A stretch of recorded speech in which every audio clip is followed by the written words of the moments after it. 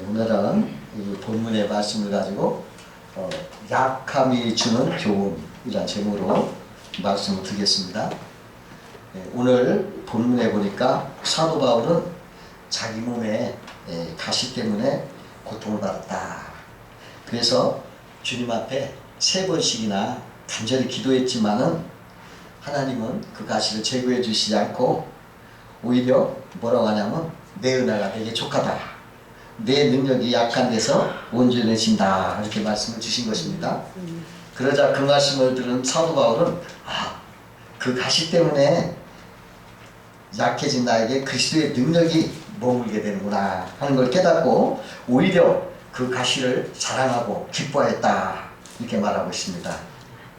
사도 바울이 가진 육체의 가시는 그건 기록되지 않았기 때문에 모릅니다. 그러나 신학자들이나 이렇게 생각해보면 어떠한 질병이 아니냐, 뭐 간질 같은 것도 생각하고 눈병이 아니냐, 뭐 이런 말도 있고요.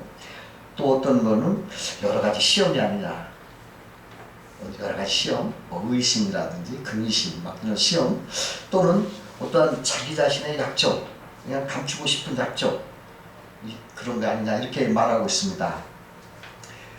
우리 인생은 완벽하지 않습니다. 이 사도 바울처럼 누구에나 이렇게 찌르는 가시 같은 약점이 다 있습니다. 그러나 그 약점을 여러분 잘 다루면 오히려 그것이 디딤돌이 되어서 하나님의 큰 은혜를 가져오는 축복의 도구가 될 수 있다는 것입니다. 그럼 오늘은 우리 인생에 이 약함이 주는 교훈은 무엇이냐 한번 생각하면서 은혜를 나누고자 합니다. 첫 번째로 우리 몸의 약함, 그 단점, 그러한 약함은 우리를 자만하지 않게 한다는 것입니다.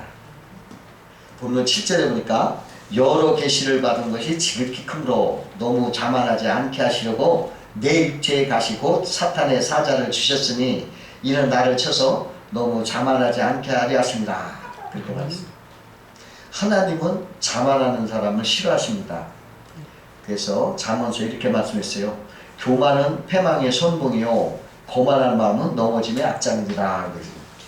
또 말씀하시기를 하나님은 교만한 자를 대적하시고 겸손한 자를 의를 주신다. 이런 말씀하셨어요.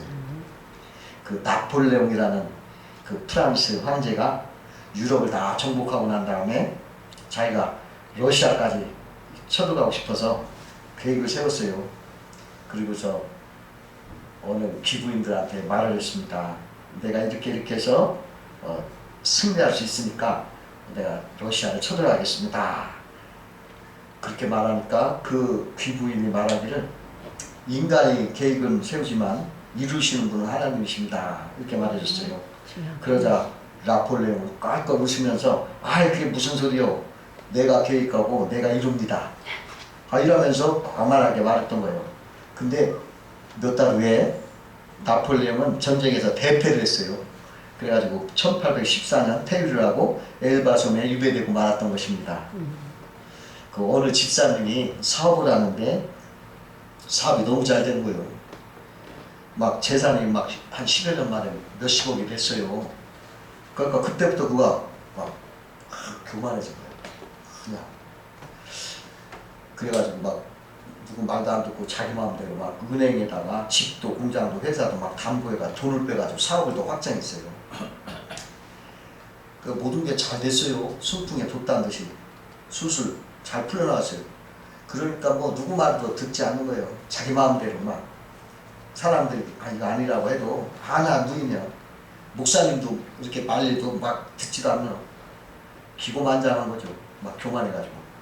근데 갑자기 IMF가 확 불어닥친 거예요. 그래가지고 이 사람이 가정이 파탄이 되고 가족들은 다 뚝뚝 흩어졌어요. 그리고 자기는 경제범으로 사기 혐의로 교도소에 들어가게 된 거예요. 어느 날 깜빡이로 이렇게 앉아있는데 어떤 사람이 오더니 예수 믿으시오 이렇게 전도를 하는 거예요. 그러니까 그 사람이 저도 교회 다닙니다. 그러니까 그 사람이 교회 다니는 사람이 왜 교도소로 왔어? 그러니까 그 사람이 목사님 말 안 듣고 까불다가 왔어요. 여러분 까불다가 하나님과 백만 까분다는 게 뭡니까? 교만하다는 거죠. 하나님이 교만한 사람은 대접을 하십니다. 이 교만함은 반드시 패망하는 거예요. 그 사도 바울도요, 아니, 자만의 도저히 빠질 가능성이 높은 거예요. 왜냐하면 이 사람이 가는 곳마다 막 교회를 세우고 또 많은 병자들 막 기도하면 막 나는 거예요. 그리고 막 주께서 막 하늘 3층천까지 막 보여주는 계시를 받아요. 그러니까 사람들이 막 신성시하고 막 박수치고 칭찬하고 막 능력의 사람 막 주목을 하니까 아니 자기가 자랑하고 싶고 막 우쭐거리고 싶은 거예요. 그런데 자기 몸에 남무른 가시가 있어요. 그 가시가 푹 자기를 찔르니까 아이고 막 낮아져가지고 자기 부족을 깨닫고서 그 교만하던 마음이 싹 사라지고 더 고개를 숙이고 겸손해질 수가 있었어요. 여러분, 가시는 이와 같이 교만을 버리게 하는 것, 겸손하게 하는 것입니다. 이 가시는 멸망치게 하는 그 파수꾼이라고 볼 수가 있어요. 교만하면 망하는데 망하지 않게 하는 지킴입니다.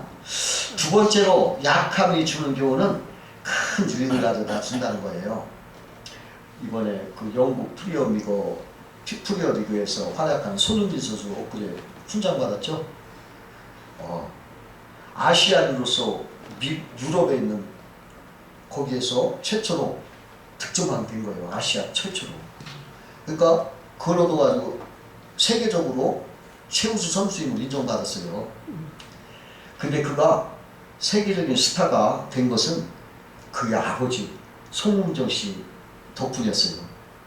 그 송은정 씨가 축구를 지도했어요. 그 송은정 씨가 젊은 시절에 자기도 축구 선수였습니다.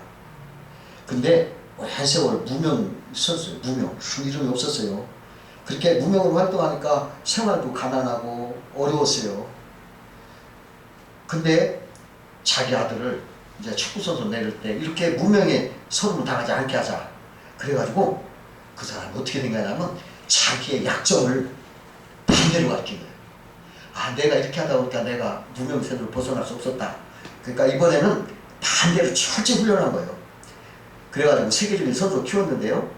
왼발, 오른발 슈팅 연습을 막 그냥 하루에 몇천 번씩 쏘게 했던 거예요. 그 반복하는 가운데 그 사람이 왼발을 쏘고 오른발을 치면 무조건 뿌리며 그래가지고 최고의 득점왕이 되게 한 거예요. 그가 약점이 있었기에 그 아들이 세계적인 스타가 된 거예요. 약함이 강함이 된 거예요. 여러분, 약한 것이 오히려 강함이 되는 꼭 아셔야 돼요. 우리나라는 소고기 요리가 많아요. 많이 개발됐어요. 엄청나게. 그것은 왜 그러냐? 우리나라가 가난했기 때문에. 먹을 것이 없으니까 그 소고기 하나도 안 버리려고 다양한 요리를 개발한 거예요. 그래가지고서 소고기 요리가 아주 최고 많아요. 만약에 고기가 부자여서 고기가 부족하지 않았다면 미국처럼 그냥 살만 먹고 다 버렸을 겁니다. 요리가 없었을 거예요. 그러나 우리나라가 너무나 가난했기 때문에 그 소고기를 버리지 않고 다 요리로 만들어 먹은 거예요. 소고기 보면 불고기를 먹고 꼬리곰탕, 소머리국밥, 소내장, 등골, 내장탕, 소독탕, 뼈사근, 사골부 그냥 말없이 많아. 이게 왜 이렇게 많이 생겼냐? 가난해서. 그 약점 때문에 이렇게 풍부한 멋진 요리가 개발된 거예요. 여러분, 가난할수록 그렇게 풍부하게 생긴 거예요. 그 헨리 포드라는 사람이 자동차를 발명했잖아요. 근데 그 사람이 그 어린 시절에 어머니가 갑자기 몸이 아픈 거예요. 그래서 어머니를 구하려고 말을 타고 이웃에 있는 말을 타고 의사를 부르러 이웃 마을에 갔는데 말을 못 다니는 거예요. 빨리를. 그러니까 어머니 위급한데 어떡하나 막 걱정을 하는데 어쨌든 의사를 모시고 왔는데 어머니가 죽고 말한 거예요. 그러니까 막 통곡을 했어요. 그래가지고 야, 이런 불행한 일을 다른 사람도 겪지 말게 하자. 말보다 더 빨리 달릴 수 있는 게 뭘까? 내가 그걸 발명하리라. 그래가지고 바로 자동차를 발명한 거예요. 그것 때문에 약함이 있어서 그렇게 된 거예요. 그 미국의 사업가 프랭크 맥나마라라는 사람이 있었는데 그 사람이 사업을 하다가 주요 고객을 초청해서 큰 음식점에서 대접을 했어요. 많은 사람 파티를 열고 다 대접을 하고 이제 종로가 돼서 집으로 가려고 계산하려고 딱 보는데 지갑을 안 하고 아니 이게 지갑이 없으니까 이거 계산을 못하니까 얼마나 망신당해요. 망신을 톡톡히 당하고 이 사람이 아 이거 안 되겠다. 결제를 먼저 한 다음에 나중에 돈을 지불하는 방법을 생각해보자. 그래가지고 이 사람이 고안하는 것이 세계 최초의 신용카드인 다이노스 카드를 발명한 거예요. 그 카드가 생긴 겁니다. 그러한 일이 있었기 때문에 카드가 생긴 거예요. 그 사랑발 새벽 편지라는 곳에서 나오는 글입니다. 금이 가고 깨어진 물 항아리가 있었습니다. 주인은 그 항아리를 그냥 다른 항아리, 운전한 항아리와 같이 함께 썼어요. 그러니까 오랜 세월 그걸 쓰니까 그 깨진 금간 항아리는 자기가 자꾸 물도 새고 하니까 미안했어요. 그래가지고 주인한테 왜 내가 자꾸 물도 새고 하는데 나를 버리지 않고 새 항아리 안 바꾸냐 하고 물어봤어요. 그러니까 주인이 뭐라고 말하냐면 야 네가 지금 걸어온 길을 돌아보아라. 물항아리가 이렇게 걸어오던 길을 바라보니까 길가에 예쁜 꽃이 많이 펴있어요. 예쁜 꽃이 막 그때 신기하게 피어있으니까 어떻게 해서 저런 꽃이 이렇게 예쁘게 피어나나요? 하고 물어봤더니 주인이 웃으면서 이렇게 말했어요. 메마른 길가였지만 너의 깨어진 틈으로 새어나온 물이 그 꽃을 키운 것이란다. 이렇게 말하는 글이 있습니다.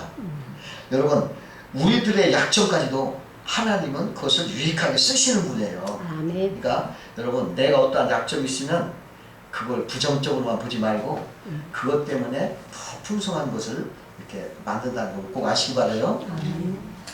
세 번째로 약함의 교훈은 놀라운 지혜를 준다는 것입니다. 그 조선소를 만들려고 우리나라 현대건설 정지용 회장이 영국의 버클레이 은행에 가서 면담을 했어요. 이 버클레이 은행 총재가 부총재가 나와서 이제 여러 전문가들과 같이 얘기를 했는데 날카로운 질문하는 거예요. 그 버클레이 은행 부총재가 당신 전공이 뭡니까? 정주영은 전공이 없죠. 대학을 안 다녔으니까.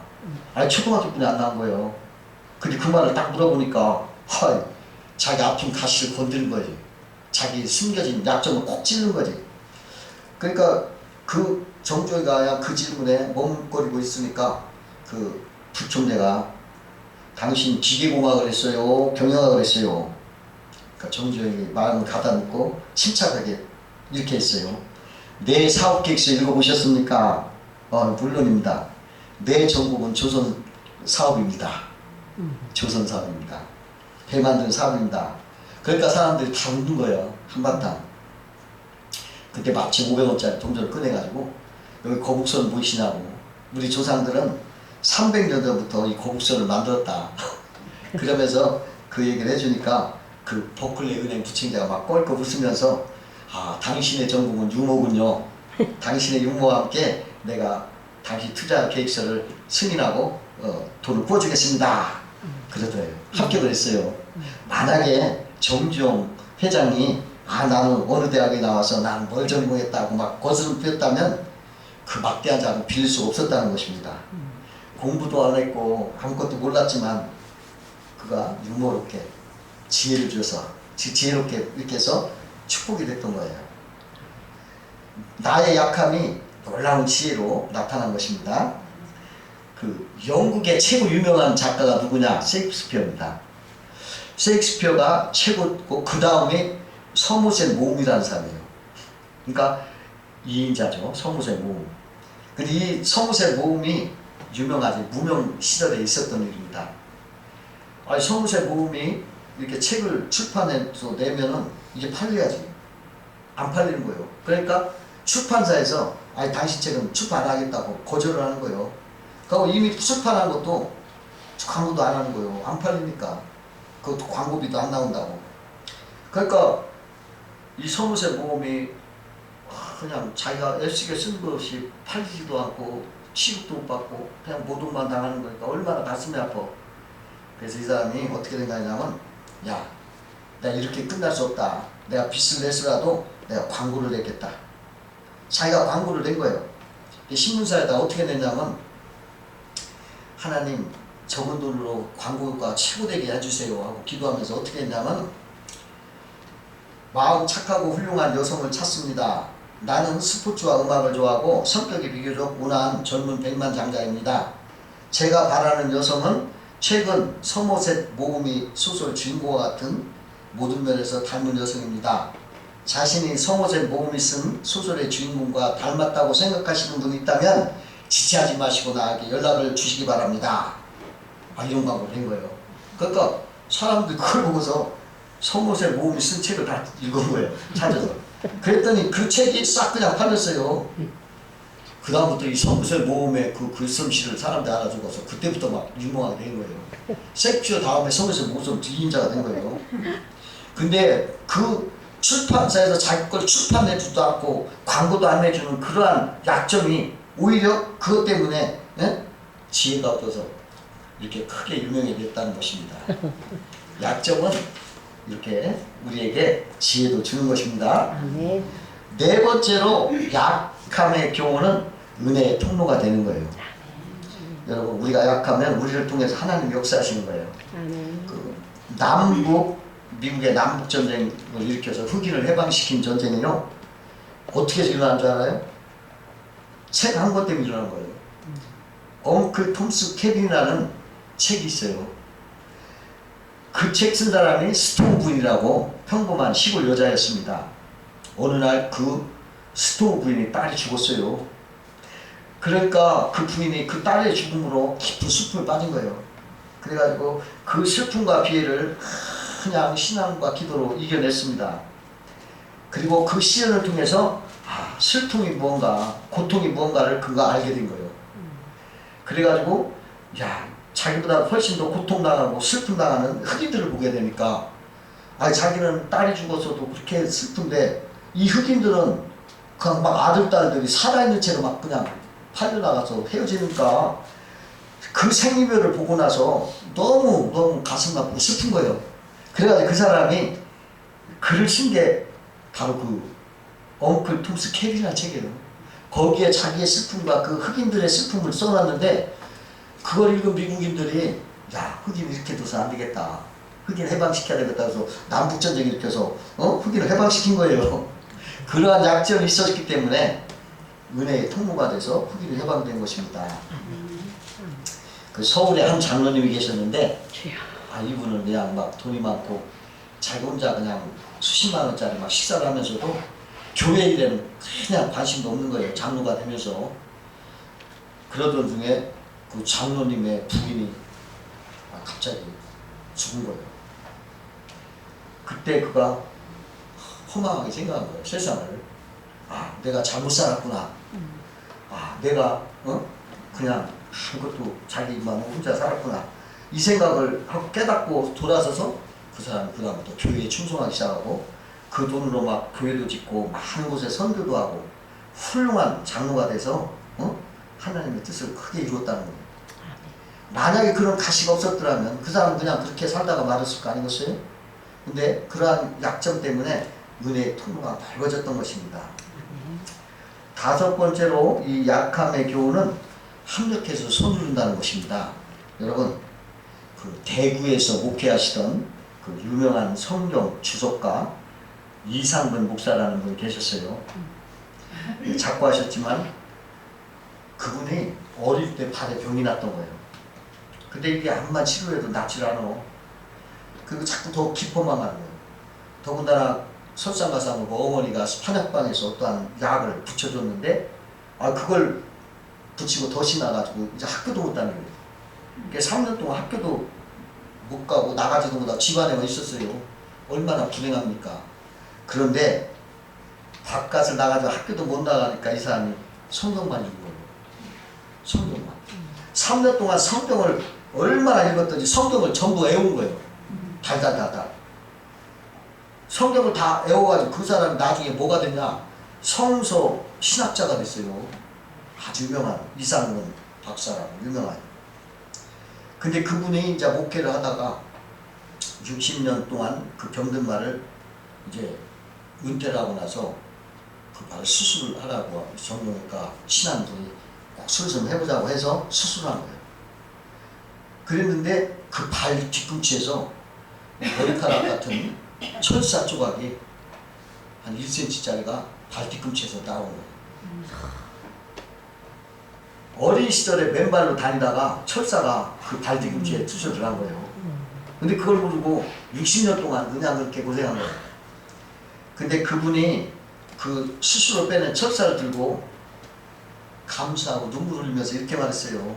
이 철사가 나의 가시가 돼서 60년 동안 나를 찔렀으나 나는 이것 때문에 성서학자가 돼서 큰 은혜를 받았으니 이것은 나의 은혜의 도구입니다. 그러면서 그냥 굉장히 고맙게 생각했다는 거예요.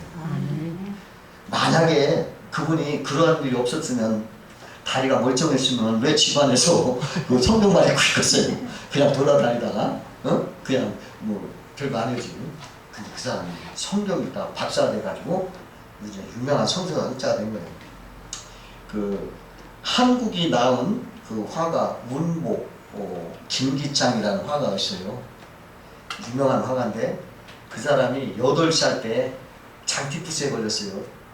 그래가지고 이 사람 죽을 뻔했는데 그때 또 아픈 열로 이 귀 청신경이 마비가 돼서 귀가 장애가 돼서 들리지 않았어요. 근데 그 덕분에 그 사람이 그림에 집중한 거예요. 귀가 안 들려서 그림에 집중한 거예요. 근데 이렇게 말을 했어요. 자기 심정을. 듣지 못하면 울부짖고 싶고 아무거나 때려 부수고 싶어집니다. 그럴 때마다 터질 듯한 가슴의 응어리를 그림에 쏟았습니다. 지금은 내 자신이 귀먹었다는 것을 까맣게 잊을 때도 있어요. 귀가 들렸다면 오늘 내가 아니었을지도 모르죠. 고통도 없지 않았지만 폐쇄된 소리의 공간이 있었기에 작업에 몰입하여 집중할 수 있었습니다. 그러니까 자기가 유명한 화가가 된 것은 바로 귀머거리가 된 개인적인 그러한 아픔이었었다는 거예요. 그것 때문에 그 과정에서 자기가 하나님이 주신 천재적인 재능을 발견하고 그것을 개발해서 우리나라의 유명한 화가가 됐다는 것입니다. 그것을 그래서 오히려 그 약함을 자랑한 거예요. 사도 바울처럼. 아까 이상근 목사도 그걸 자랑했잖아요. 그 창세기 요셉이 나오죠. 요셉은 형들한테 젊은 시절에 채석을 뺏겼어요. 근데 그는 하나님이 그를 나중에 총리로 펴주잖아요. 그래가지고 만민을 살리게 했어요. 여러분, 우리가 이 세상에 젊은 시절에 실패할 수도 있고 정말 고통받을 때가 있어요. 그러나 우리가 믿는다면 하나님 그것을 합력해 손들어서 비록 총리옷을 뺏겼지만 채석으로 뺏겼지만 총리옷을 입혀주신 하나님을 꼭 믿고 아멘. 합력해 손든다 꼭 믿고 아멘. 내가 이제까지 어떠한 불행, 아픔, 슬픔이 있다고 비관하지 말고 하나님을 믿음으로 이것이 합력해 손으로서 좋은 열매가 맺힌다는 것을 여러분 알아야 돼요. 아멘. 우리 약함을 믿음으로 소화하고 주님을 붙잡고 살면 이것이 놀라운 보석이 되는 거예요. 아멘. 이런 말이 있어요. 스카, 상처입니다. 스카는 스타가 된다. 별, 스타. 그러니까 상처는 별이 된다. 이 말이 있어요. 서양 속담에. 상처를 믿음으로 별이 되게 할 수가 있는 거예요. 여러분, 우리가 하나님을 사랑하고 믿으면 우리의 모든 약점들, 나의 정말 아쉬운, 숨기고 싶은 그러한 것들 오히려 별이 돼서 합력해 선으로서 복음 같은 삶으로 여러분한테 선사할 것을 꼭 믿으시기 바랍니다. 아멘. 그래서 여러분들 우리의 나쁜 거 붙어서 괴로운 우리들을 예수님이 그 나쁜 걸 떼내고 정으로 붙여주세요. 아멘. 그 추잡한 거 떼내고 아름다고 빛나는 걸 붙여주셨어요. 아멘. 여러분, 내가 어떠한 약점이 있다면 하나님은 그것을 전화를 시켜서 처음으로 바꿔주시고 빛나게 하신다고 하는 것을 믿고 여러분은 별 같은 삶을 사시기를 주의 이름으로 축원합니다. 네, 기도할